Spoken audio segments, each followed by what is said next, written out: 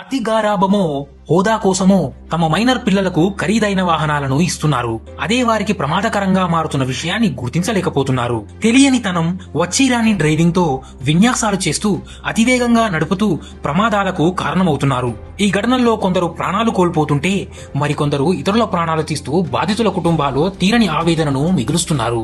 మైనర్ల చేతికి వాహనం ఇవ్వరాదని చెబుతున్నా తల్లిదండ్రులు సైతం పట్టించుకోవడం లేదు.